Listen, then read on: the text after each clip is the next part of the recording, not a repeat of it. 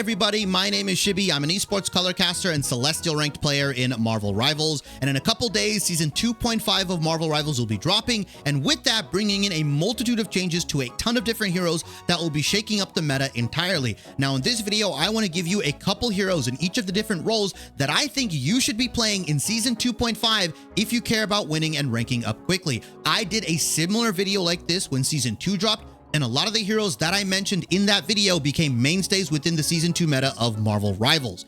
I don't want to keep you guys waiting any longer, so let's just get into the video. Let's start with the Vanguards that I think will be dominant in season 2.5 of Marvel Rivals. The first Vanguard I have on my list is Magneto. I think with both Emma Frost and Groot receiving some pretty noticeable nerfs, Magneto is going to be shooting up to the #1 tank position in Marvel Rivals. He also got a pretty minor buff to his right click, and the charge time will be a little bit faster, right? It goes from 4 seconds to 3 seconds. It is a small buff, but it is going to help with his uptime on his damage and CC. You'll be able to throw those out more frequently, go get your combos out more frequently in my mind, right? The left click, right click, left click burst combo, and just having that CC uptime up more frequently will help you deal with stuff like Wolverine or other heroes in the meta. I think additionally, with Punisher receiving some pretty significant buffs, Magneto is the go-to answer to Punisher, right? He'll be needed as both a response and to support your own Punisher, right? It'll be very important for you as a Magneto player to be able to counter ult Punisher, as well as bubbling your own Punisher when he ults, in the case that the enemy Magneto is going to be looking to ult him. So I think it's going to be very, very interesting to see these Magneto Punisher team comps going against each other. And essentially these fights are going to be won off of who the better mag is. I also think Mag realistically has been a top 3 tank in the game pretty much every season. And with projectile and hit scan heroes like Punisher I mentioned, Hawkeye, Hela, all going to become pretty much meta in season 2.5. I think his shield and bubble are going to be invaluable. He also pairs up with some of the dive tanks that I think are going to be coming back into the meta. I know dive as a whole has been nerfed, but I think there are some tanks and potentially some duelists that could pair very, very well with Magneto and opens up a lot of more tank duos than just Emma Frost plus whatever tank is available. The second tank that I have on my list, I don't think should shock anybody, but it is going to be Doctor Strange. Doctor Strange has received some of his lethality back in the form of the buffs he's received in season 2.5. Removing the range fall off from his Maelstrom of Madness is probably the biggest thing that he's received, because it allows him to more reliably burst down targets, as well as giving a indirect buff to his ultimate, because it allows him to gamble for more multi-kills, right? If you get a big ultimate off, the range of the ultimate versus the range of your Maelstrom Madness wasn't necessarily 1-to-1 all the time. And when that damage fall off was there, even though you got like maybe a 3 or 4-man ult, you'd maybe at max get 1 to 2 kills unless those guys were already low or some of your other teammates were doing damage to the ulted members. It was very hard for you to kind of get that solo ult off, get your Maelstrom of Madness charged to 100% and kill everybody, right? Because of the way the damage fall off work. I think that's a really big buff, and it should just allow him to kind of burst people down that enter his, I'm going to say kill range, right? Like I feel like Doctor Strange has like a sphere or a range around him where if you enter this range, you are liable to get one shot as like a DPS or a support player. Or if he pushes that range into your backline, you could just end up getting bursted out completely. On top of this, I think Magneto rising in popularity and Emma receiving some heavy nerfs, I think double shield meta will be coming back once again, especially like I said, because Hela, Hawkeye, Punisher are all receiving buffs. And I think being able to block a portion of that damage, albeit small, given how fast Doctor Strange's shield does go down, will be crucial, right? It will be very, very important on how these Strange and Magnetos, these compositions, manage their shield uptime and how they swap their shields uptime to block a lot of these projectiles, to block Hawkeye if he's ever open or left up, to block these Hela shots or even these Squirrel Girl shots or Punisher. I think it's going to be super important here. He also received a small buff to his poke capabilities with the damage fall off of his basic attacks being buffed to 80% instead of 62%. So now he does, I believe, 20 meters. He does 80% of his original damage on his basic attack, which kind of helps him pair up a little bit better with other tanks in the game, right? It's not just he can only be paired up with Magneto now. Like him being a little bit more poke friendly, I'll call it, makes him viable with other tank duos, right? You can maybe run something weird on defense like, you know, Doctor Strange plus Penny, or you could run like Groot plus Doctor Strange, even though I think Groot did receive a pretty significant nerf. My third tank I have on this list is going to be Hulk. And I think by virtue of Emma being nerfed, tanks like Hulk will become more relevant, especially if you are looking for a dive option. I think Hulk is probably the best dive tank in the game. I know Thor is kind of like a dive tank. I honestly don't think Venom can hold up anymore. I think Hulk plays well in both brawl and dive comps pretty well, and he does really good into Mag Strange combos because of his melee capabilities just going through double shield. I think it's very hard for Magneto plus Strange compositions, which I anticipate are going to be coming back into the meta, to deal with something like a Hulk. He also pairs very well with Magneto if you want to run Mag Hulk into Strange Mag. That tank duo is a very viable target because of how many mag bubbles Hulk is going to be using off of CD, and he can get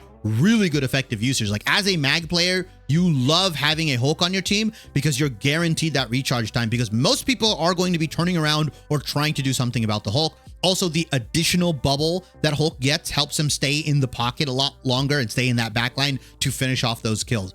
Oddly enough, I think there's going to be an increase in both Namor and Wolverine bans, which should actually allow Hulk to slip through games more frequently and not have really any good effective counters other than maybe like Emma and the Thing.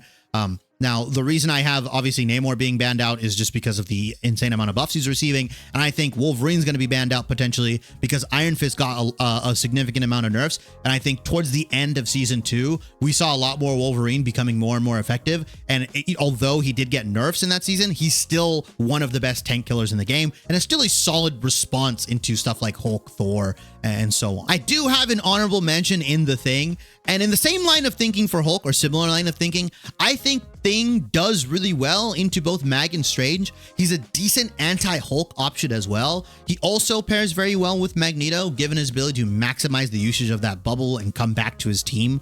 I think if I'm correct in the fact that like Magneto, Strange, and Hulk are all going to be played pretty frequently, he in turn becomes a higher priority pick. Like the Thing is only as good as those three characters stay in the meta. He's kind of like an anti-meta character in that regard. Despite his team up getting slightly nerfed, his survivability is still really good, right?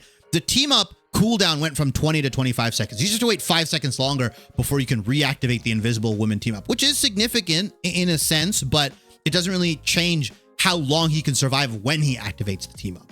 I think pairing him up with characters like Invisible Woman and Mr. Fantastic, two of his better pairings, he just kind of becomes unstoppable. And you kind of saw what that duo was able to do in some of those higher lobby games. And just in general, I think a lot of people were getting terrorized by Thing and Mr. Fantastic just perma-diving their backline.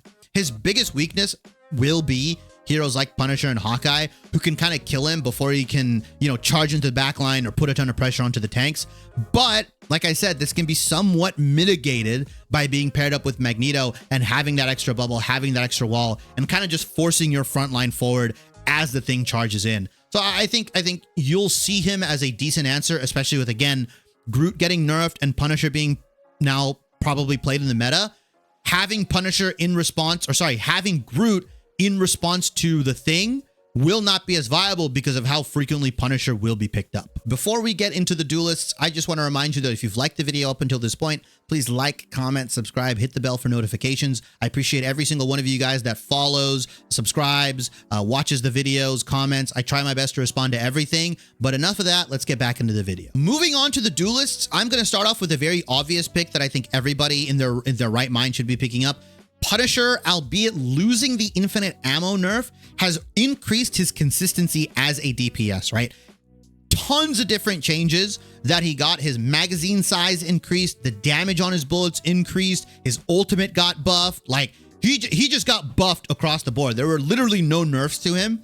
And the fact that a hero as easy or simple as Punisher became a lot more consistent with his damage, the good players or the good aimers can now play this character and get off his damage a lot more effectively. The 10 extra bullets in his magazine is actually super substantial because it allows you to put a little bit more consistent pressure onto both the front line and the back line. There have been many moments for a lot of Punisher players, myself included, and people I know, where if they just had like 5 extra bullets or sometimes 6 extra bullets, that they would be able to finish off a lot of these kills that some of their tanks are doing, or to be able to finish off a lot of the kills that they themselves are getting these DPS super low. So I think the Punisher is a character that you should be picking up, understanding his zip lines, understanding where to place his turret, comboing with your Doctor Strange, who I think is going to be in the meta, using the portal turret tech can win you some points outright completely if you can get a good flank off. So I think picking up Punisher in Season 2.5 should be a no-brainer. The second character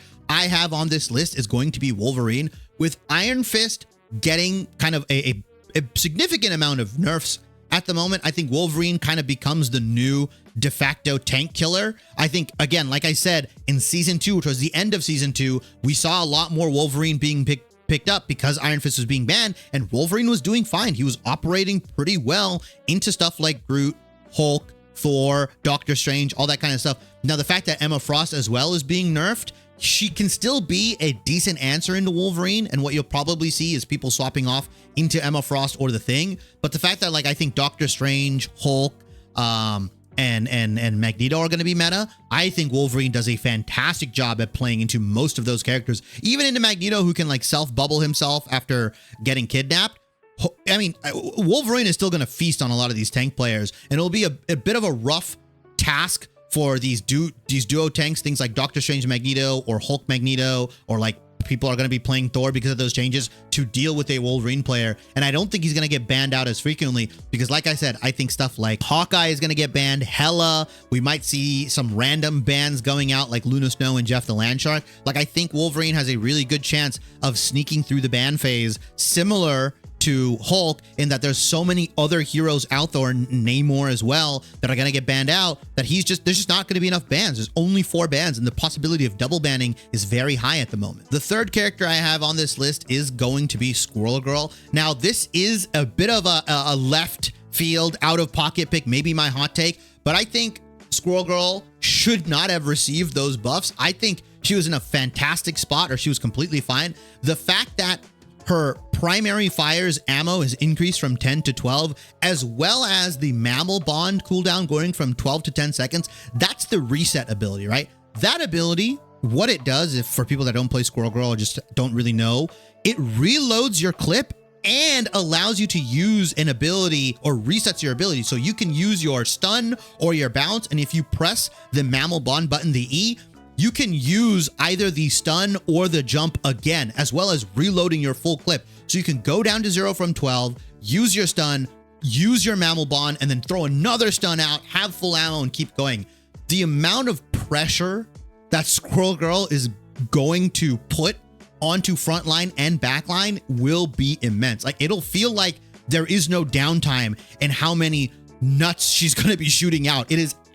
It's kind of crazy that they increased the ammo for a projectile hero that does AoE. I think Squirrel Girl is going to be that pocket pick, is going to be something that is very good into a lot of the different heroes that we're going to be seeing. And she just has pretty consistent damage if you get the double bounce bomb tech down, where you bounce the acorn once and then it explodes on the second bounce. If you can reliably do that and get that down to where you can consistently get that AoE damage going, you can put a lot of pressure and you can build your ultimate up very quickly. The thing I'm interested in is optimizing the user experience for stuff like Squirrel Blockade, Tail Bounce, and stuff like that, the ultimate ability. I'm not sure what that really means, but if these are quality of life buffs where it makes it smoother or more, can maybe animation cancel or cancel some of these abilities into others, that's just going to be an overall buff. But I'm interested to see what their language is regarding optimizing the user experience, and if it's actually going to result in like quality of life buffs, being able to get your abilities out faster and your ultimate out faster. My honorable mentions for Duelist are going to be Hawkeye and Namor. Now, the reason I have them as honorable mentions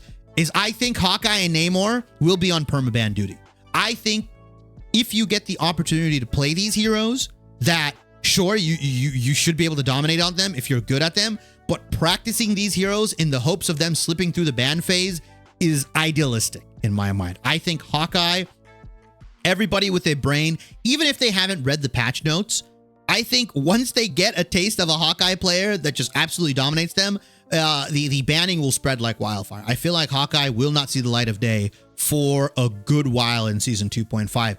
I also think Namor is going to enter that conversation. I know he got a couple of different changes, right? Both buffs and nerfs, but overall, I think there were net benefit changes. The ultimate on his radius got bigger, as well as his ultimate radius got bigger as well. The outside part, his squids have less fall off damage, albeit his gamma squid did get a cooldown increase. So it's 10 seconds, it went from 20 seconds. So if the squid lasts the full 10 seconds, you have to wait another 10 seconds before you can pop another one out.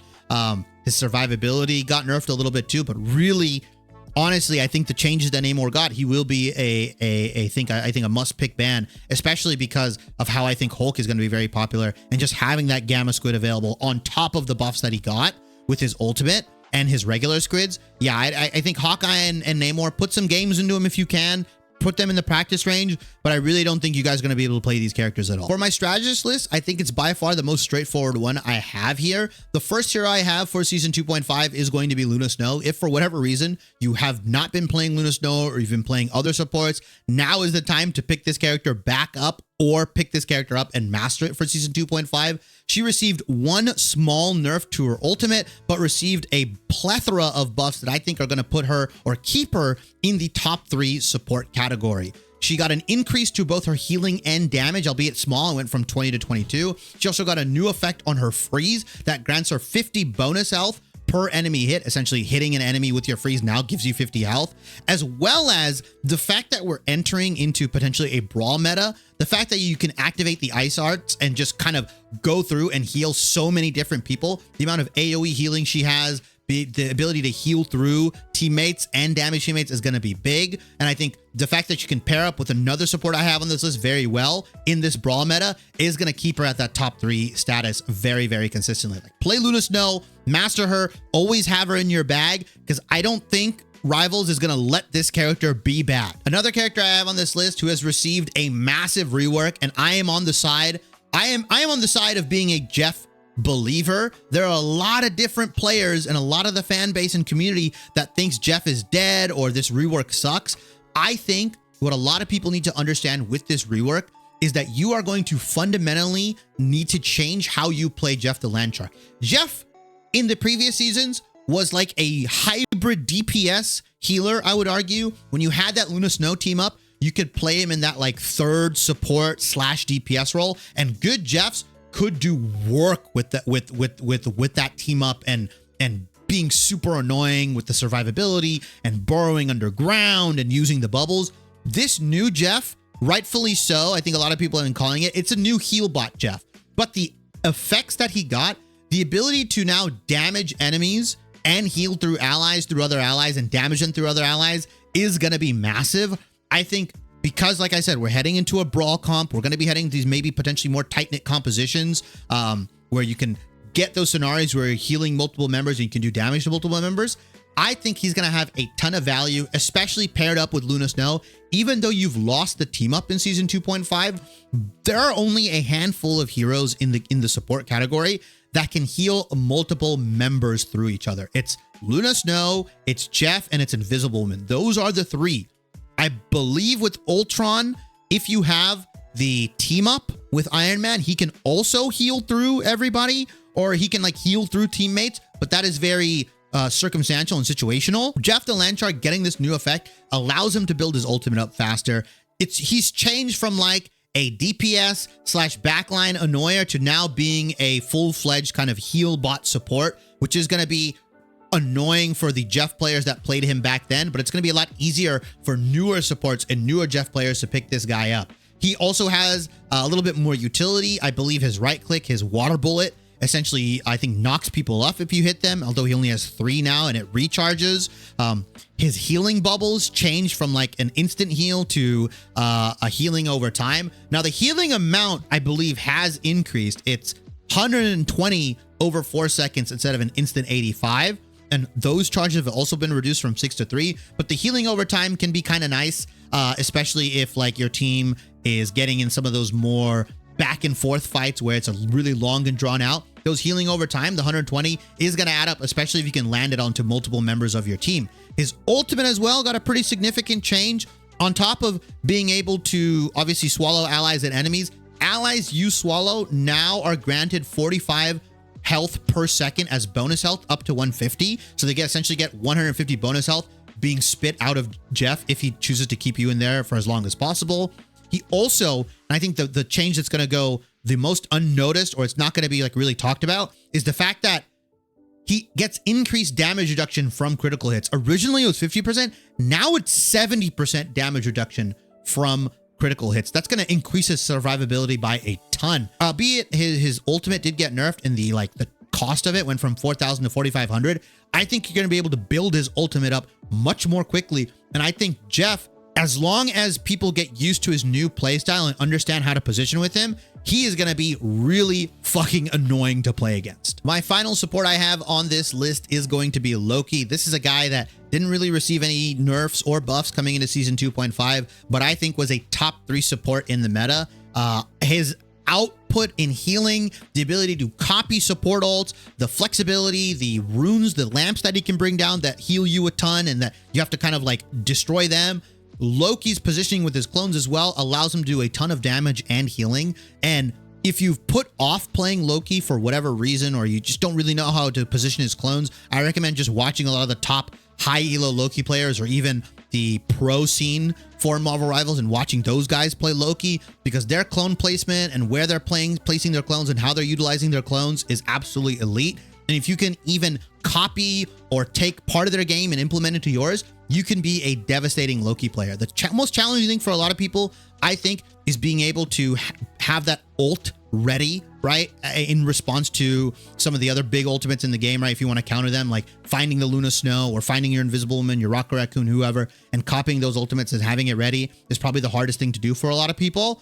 But placing your clones, using your runes, understanding where to position, like Loki by far is a top 3 support in Marvel Rivals. In season 2 he was, I think in season 2.5 he's still going to be very good, especially with characters like Luna Snow going to be #1, right? Invisible Woman still going to be very good. I think Cloak and Dagger is still going to be picked up. Like Loki, in my mind, will never be a bad pick unless he's paired up with stuff like Jeff the LandShark or Adam Warlock or stuff like that, or like Ultron, right? That's coming out. Other than that, as long as you have one of Cloak and Dagger, Invisible Woman, Rocket Raccoon, Mantis, Luna Snow, like as long as you have these characters, Loki is always going to be a good pick. Like it's so insane how many different angles you can take with his clones, how much healing you can output, how much damage you can do as well. And other good Loki players have tons of damage, have tons of final hits. They get a ton of elims. Like playing Loki at that level and mastering him at that level will allow you to climb as a strategist very, very quickly. My honorable mention is going to be Mantis, and that's only because the recent buff that you got in season 2.5, where you can now stack the damage boosts, I believe up to 16 seconds. The fact that Widow and Hela, essentially Black Widow and Hela and Hawkeye are all getting buffs, and Punisher, you could realistically run like a Luna Mantis or some heavy healing support and Mantis. You can run like triple Mantis if you are triple support with 1 tank and two of these DPSs.